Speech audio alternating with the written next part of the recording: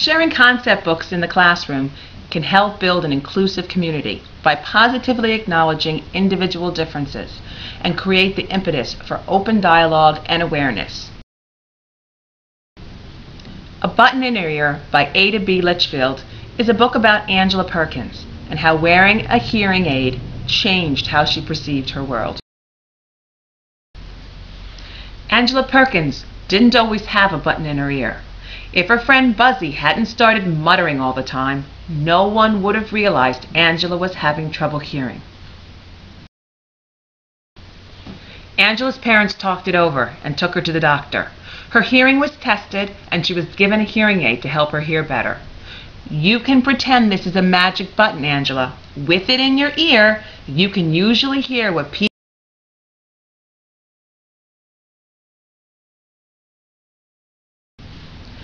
When she got to school, her teacher told everyone, "Angela is wearing something new today." Everyone looked at Angela.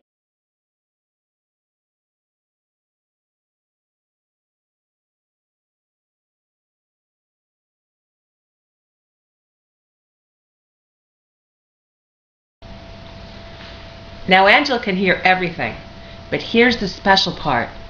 If I don't want to hear Buzzie talking, I press this little gizmo and turn off my magic button. Buzzie fades right out, just like that. So, a button in your ear.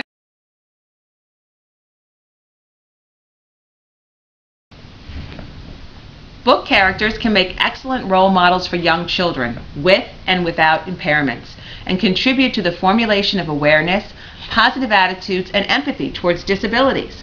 When A Button in Her Ear was read aloud to a third-grade class, these were some of the students' responses. If you were Angela, how would you feel wearing the magic button?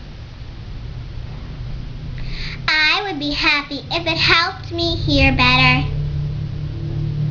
I would feel very upset because I think people would tease me. I would feel proud because I'm different from any and everyone else. How many of you knew what a hearing aid was prior to reading the book?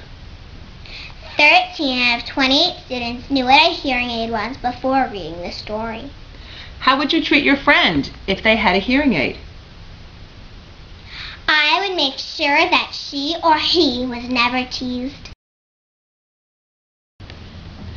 Hearing loss can be divided into two categories: hard of hearing and deaf. Hard of hearing children are characterized as having incomplete or limited access to the spoken word, either with or without augmented hearing. Deaf children have no functional access to the spoken word. There are two general types of hearing loss: conductive and sensorineural. Conductive hearing loss occurs when a blockage or damage to the outer or middle ear prevents sound waves from being conducted or transmitted to the inner ear. Conductive hearing loss can be temporary, for example, when there's a change in air pressure. When the conductive hearing loss is permanent, it can often be corrected with hearing aids or surgery. When the hearing loss is sensorineural, damage has occurred not in the outer or middle ear, but in the inner ear or auditory nerve. Unlike conductive hearing loss, where the hearing loss is even and the same across differing speech frequencies, sensorineural hearing loss is uneven and difficult to correct with the use of hearing aids. Most sensory hearing loss is due to poor hair cell function. The hair cells may be abnormal at birth or damaged during the lifetime of an individual.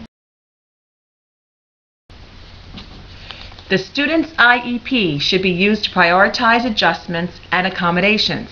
Students who are hard of hearing or deaf should be placed where they have a clear line of sight to all instruction. Their seating should be flexible so that it can be adjusted to increase physical access and or reduce distractions. The instructor should always make sure the student has understood what was discussed, repeating key terms and providing visual reinforcement of covered material. Depending on the functional hearing of the student, the delivery of instruction must be considered. Does the student need a presenter? Do they read lips? Is there too much ambient noise in the room? Can assistive technology aid the student in having a better outcome and greater access to the curriculum? Accommodations are changes made in the test presentation. or response method so that students can demonstrate what they know about the content without changing the construct of the content being measured. Modifications are defined as a change in the test or how it is completed, given, or what construct is being measured. A valid accommodation will improve students' access to the test content without altering the skill that is meant to be measured. Accommodations can be made in timing and scheduling. That's changes to when the assessment is given. Accommodations can be made in the setting or changes to where the assessment is given. Accommodations can be made in administration or changes to how the assessment is given.